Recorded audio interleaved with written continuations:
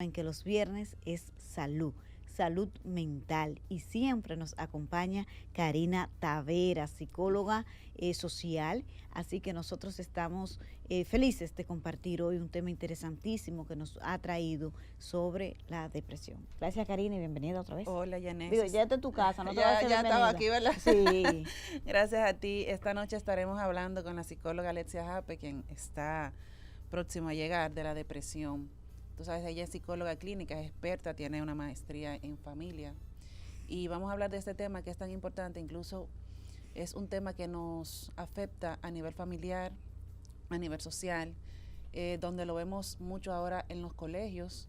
No sé si te has dado cuenta que lamentablemente en los colegios los niños están mostrando una depresión, no solamente un asunto de bullying, sino un asunto de sentimiento, donde ellos se sienten que no quieren ir al colegio, donde se sienten que constantemente aquejados, donde los padres no saben qué hacer. Y justamente por ese tema, y no solamente en el área de los niños, sino también de los adultos, cómo podemos tratarlos y cómo hacer para cuando tenemos un familiar que tiene depresión en el hogar. Bueno, este tema es tan complejo porque es algo que camina de manera silenciosa. Así es. Y a veces tú dices, oh, pero nadie se dio cuenta. Pero cuando está bien el detonante, entonces tú empiezas, vamos a decir, como a atar cabos. Exactamente. Dices, pero mira, pasó este episodio, pero tampoco es que todos somos especialistas en estos temas, Karina. ¿Cómo uno podría decir cuáles son los síntomas de un depresivo? Mira, cuando una persona está en depresión, primeramente lo que uno entiende que hace es que se aísla, no quiere salir, no quiere hablar con las personas, llora mucho, no come, duerme mucho, también se aparta de los amigos, no se comunica. Si tiene hijos, entonces tampoco se comunica con los hijos, y si es un niño, entonces no se comunica con sus padres. Pero también, dependiendo del nivel de la depresión, pueden hasta infringirse, maltratarse el cuerpo, sí, y causarse daños físicos. Eso los niños, pero los niños y los adultos también lo hacen. Bueno, pero daño físico es una especie de intento de suicidio. Ya nos va a aclarar más Alexia, pero tengo entendido que ya cuando llegan a lo físico es porque están a un paso del pensamiento, de tomar decisiones más fuertes, wow, y más lamentables, claro.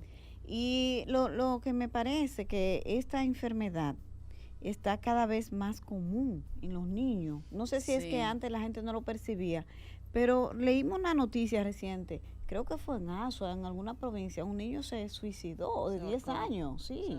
Sí, un niño de 10 años se quitó la vida, y eso me parece terrible. Ahora, yo me pregunto, desde el punto de vista de los medios de comunicación, ¿cómo tratar el tema de los suicidios? Porque el comportamiento inadecuado, socialmente hablando, tiene como un efecto contagio. Por ejemplo, si una persona tiene un pensamiento suicida y de repente ve una información vinculada a que alguien ha tomado esa decisión, lo empuja a eso. ¿Y cómo se trataría ese tema, Karina? Tú estás entrando a algo ya muy complejo. Sí, es así. Pero realmente eso es un tema muy complejo como tal. Mira, la sociedad como vamos, imitamos. O sea, es un asunto de que hoy estamos imitando todo, tanto lo malo que lo bueno. Sí. Entonces, como tenemos los medios de comunicación y tenemos la inmediatez, creemos que las cosas que hacen los demás, como tú lo hiciste, entonces yo también lo puedo hacer. Y tal vez tú me mandas un mensaje en los medios de comunicación que no es el correcto. Tal vez no es lo que tú quieres decir. Yo lo que quiero es informar, pero al informarte también te estoy desinformando, porque no estoy mandando la información que debo dar. Entonces, bombardearte de esta información de se murió, se mató, se hizo. Entonces te estoy bombardeando a alguien que tal vez tenga un pensamiento y es muy frágil mentalmente, claro, y eso lo lleva a hacer cosas que no debe. Por ejemplo, yo he observado algo en los feminicidios. Generalmente tú ves que ocurre uno y se producen otros. parecería, no digo, no he estudiado el tema desde el punto de vista estadístico, ni conozco un estudio, pero se observa el fenómeno en los medios de comunicación. Y cuando tú menos esperas, en una semana hay 3 y 4 casos de feminicidio. Pasa un periodo largo y no se producen, pero tú ves que ocurren como en cadena. No sé si... Sí, pero yo no creo que sea por el hecho de que, bueno, los medios de comunicación son los que en este caso te llevan a hacerlo, sino... No, yo no quiero decir eso para no generar confusión. Lo que digo es que el tema genera un efecto, no es que los medios no tengamos que difundirlo, hay que difundirlo, sí, claro, porque es una noticia, pero parece ser que hay un tema de efecto contagio. Es posible, probablemente una persona esté pasando por un mal momento, vio que alguien resolvió su problema o decidió quitarse la vida y con eso solucionó esa situación que le estaba pasando y dijo, bueno, esta es mi única solución, es mi única alternativa, es mi única salida. Y entonces pensó, bueno, como no tengo otra oportunidad, yo también voy a decidir hacer esto, porque veo que lamentablemente mi situación no va a cambiar. No creo que las personas lo hagan por el hecho de vi a esta persona y se quitó la vida y yo también lo voy a hacer, sino porque yo tengo una fragilidad mental, porque creo que mi situación es más difícil que la de cualquiera y por eso entonces yo decido hacer esto. Lamentablemente el tema de feminicidio es una situación donde también las mujeres entran en una depresión fuerte, donde el maltratador muchas veces hace que la persona a la que maltrata le haga creer que porque que te maltrato porque tú te lo mereces o porque tú me llevaste a esto. Ajá. Y porque como no tengo a quién contárselo, porque si se lo cuenta entonces me amenaza y puede causarle un daño a mis familiares, entonces yo me callo. Y para yo resolver este problema y no inmiscuir a más nadie, yo decido quitarme la vida. Sí, porque evidentemente que no es...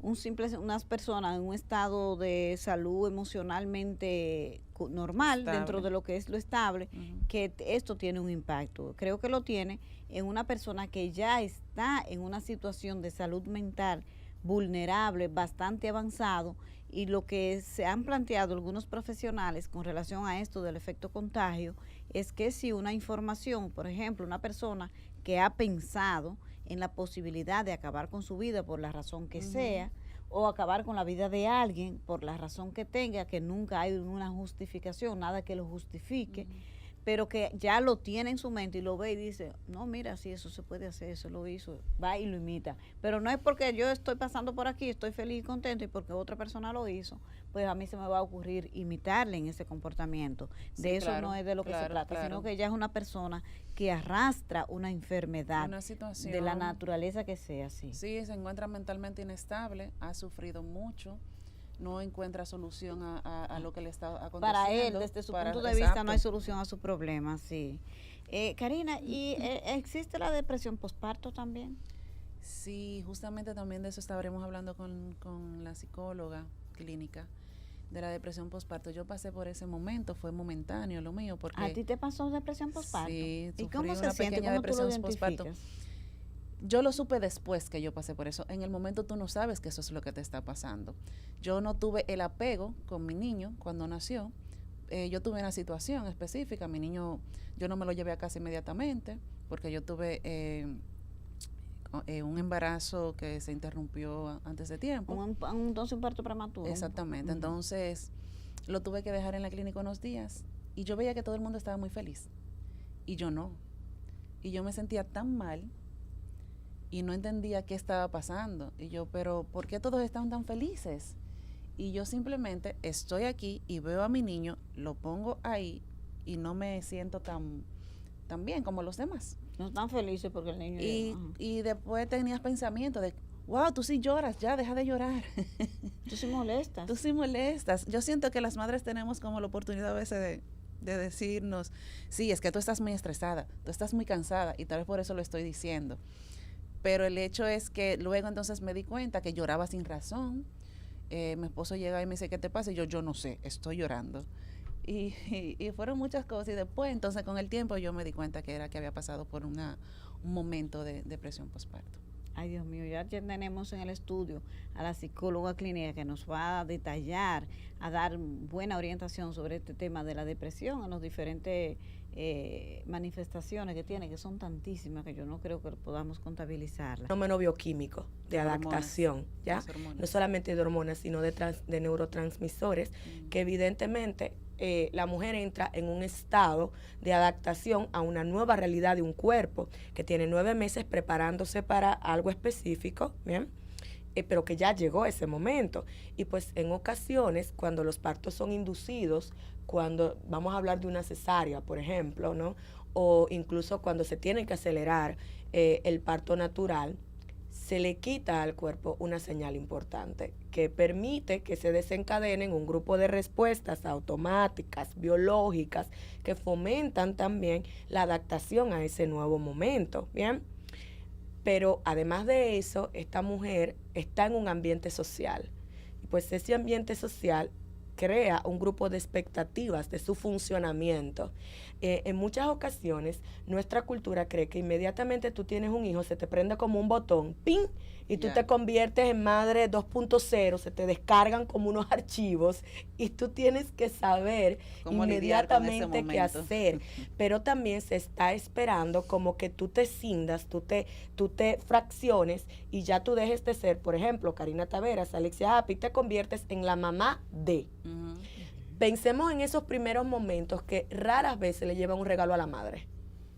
Sí, porque incluso a mí me dijeron, tú tienes que llevarle un regalo a tu otro hijo para que el otro hijo no se sienta desplazado. Entonces, no se piensa también, regularmente no se piensa en la madre. Entonces, pero el regalo de la madre no es el hijo. Pero tú quieres un regalo más grande que eso. Y evidentemente es un regalo hermoso, pero ella también está pasando por un proceso de cambio, por un proceso de transición. ¿Por qué entonces terminamos en depresión? Si es un cambio positivo. Evidentemente es positivo, pero el que sea positivo no implica que sea fácil de llegar.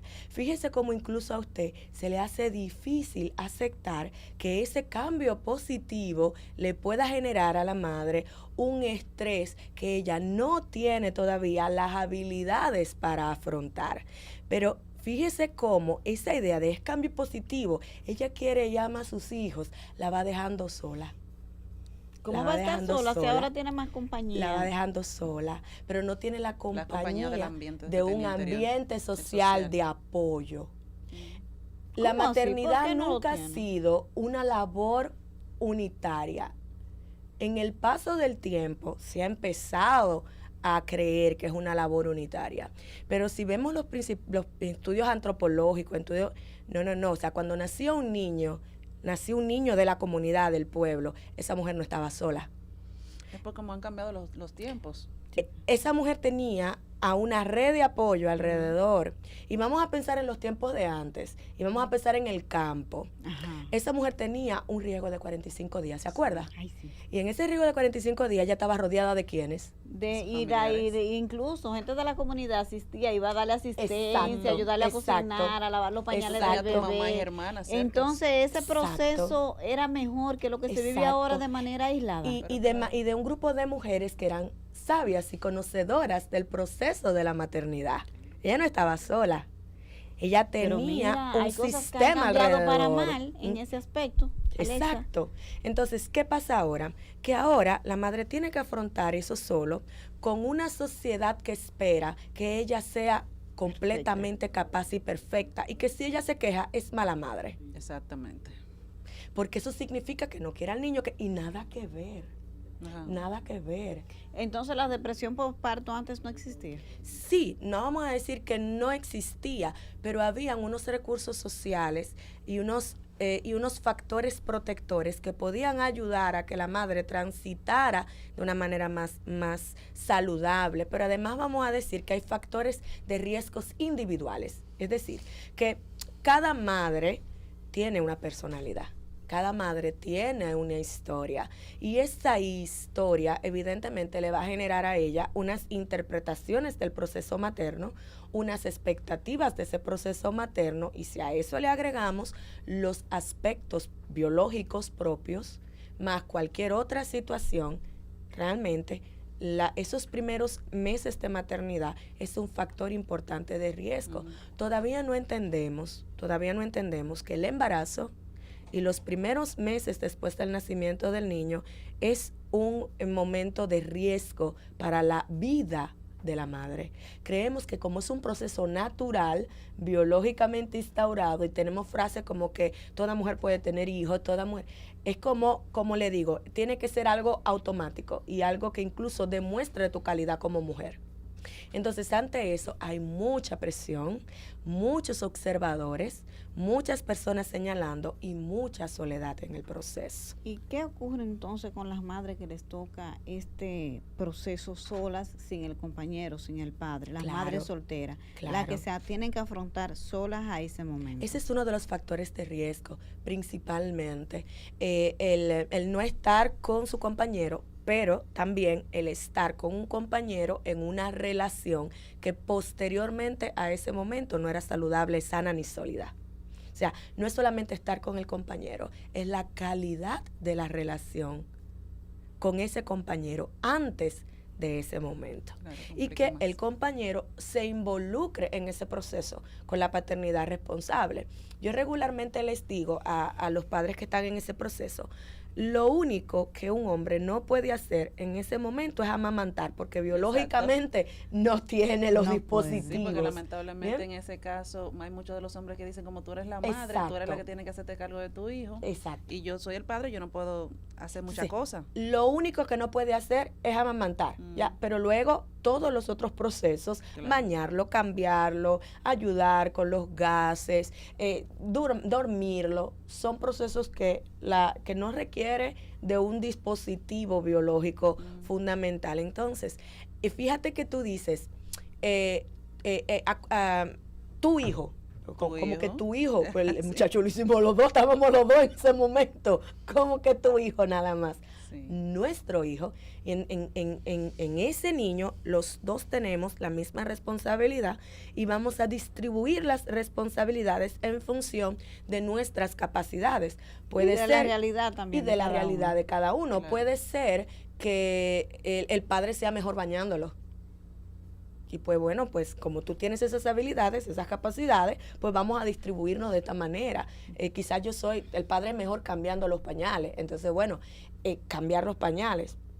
Lo que pasa también es que, vuelvo a decir, nosotros hemos ido creando una realidad que no favorece al proceso de recuperación posparto. Porque si vemos nuestra ley laboral, ¿cuánto tiempo después tiene que volver al hombre al trabajo? Inmediatamente, son como 5 días solamente, ¿bien?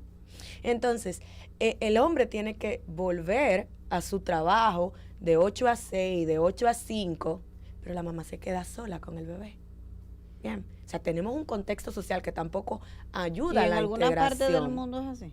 Que todo está perfecto, que tenemos países en donde el tiempo de posparto es igual para el hombre, para la mujer, y son más incluso de 5 meses, porque hay otra cosa.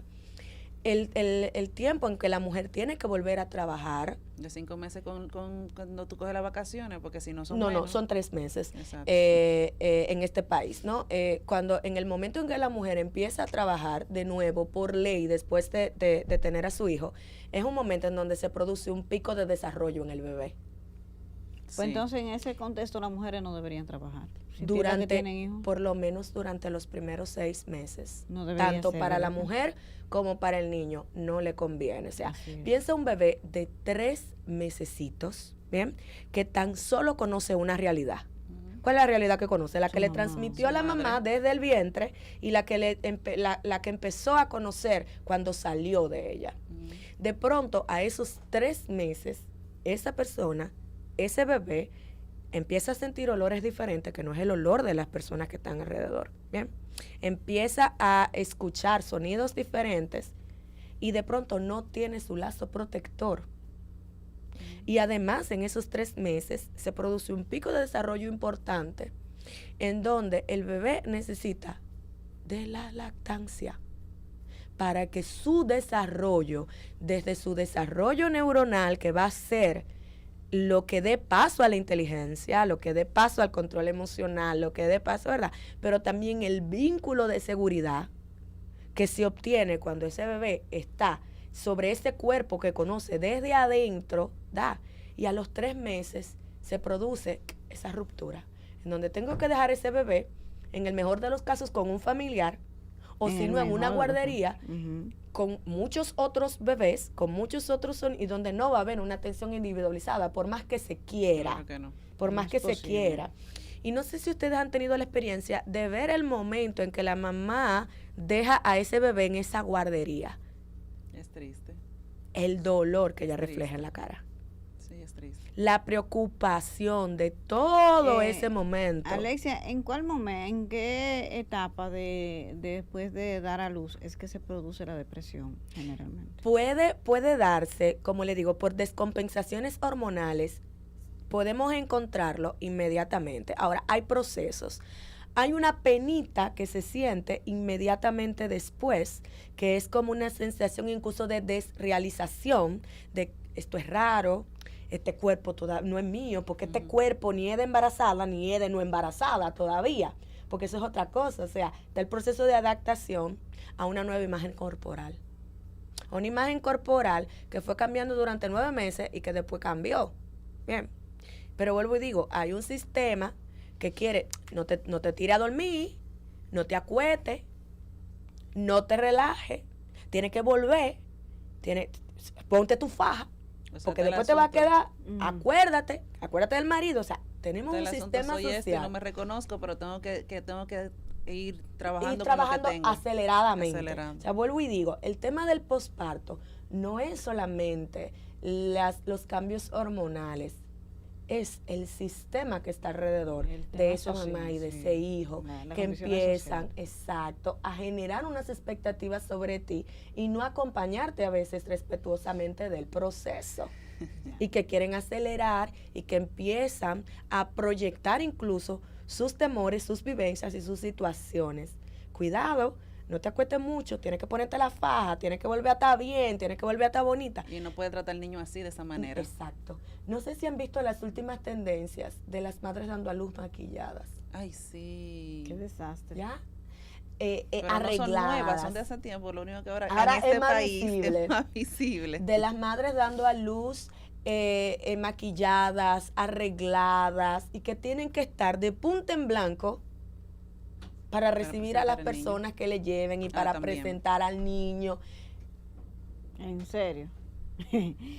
Bueno, ahora vamos a hablar de otro tipo de depresión. La depresión, la ruptura de una relación amorosa, de un matrimonio, un divorcio, genera depresión en uno de los dos, en los dos. Explícanos ese tipo de casos. Hay factores individuales. En ese sentido, la psicología, aunque le gusta explicar la generalidad, se concentra mucho en las características individuales de la persona que te está recibiendo. Ajá. ¿Bien?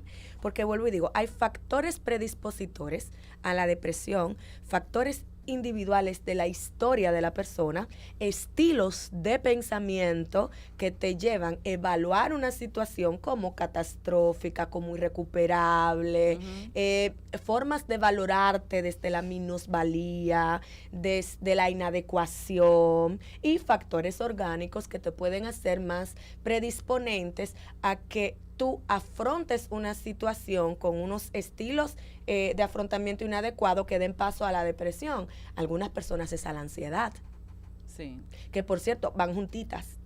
Esas son hermanitas, La ansiedad y la O sea, depresión. una depresión hermanitas. siempre comienza con un nivel de ansiedad. Regularmente la persona que tiene una tendencia a la ansiedad, luego de los picos fuertes de la ansiedad, puede sentir ese estado de depresión. Pero vuelvo y digo, necesitamos diferenciar el estado de tristeza, que es un estado de tristeza normal, adaptativo. La emoción de la tristeza es necesaria porque también nos ayuda a empatizar. Y los dominicanos no sabemos procesar la tristeza. El dominicano le gusta estar prendido, feliz siempre.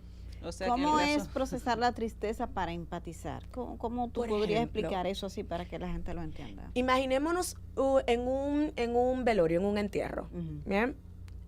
Una persona triste, que es lo que regularmente hace el dominicano. Pero no te pongas así, vete a mejor vida, no te pongas triste, Va a descansar en paz. va a descansar en paz, no hagas que Dios se enoje, no, lo normal, lo mandatorio y lo que te va a ayudar a transitar ese duelo es sentir vivir la el duelo. tristeza.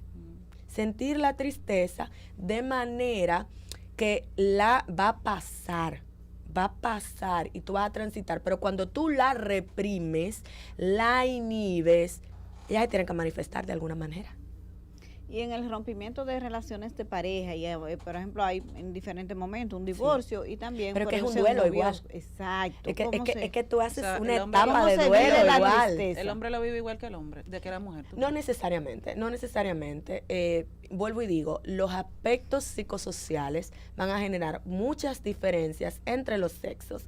No es que el hombre no siente la tristeza, es que la manifiesta de una manera diferente. ¿Cómo la manifiesta el hombre y cómo la manifiesta la mujer? Regularmente, las mujeres se nos ha validado mucho la conducta de llorar, de hablar, de buscar recursos con un amigo, con una amiga, de hacer la catarsis, de buscar apoyos sociales en la iglesia, pero socialmente el hombre le han prohibido llorar.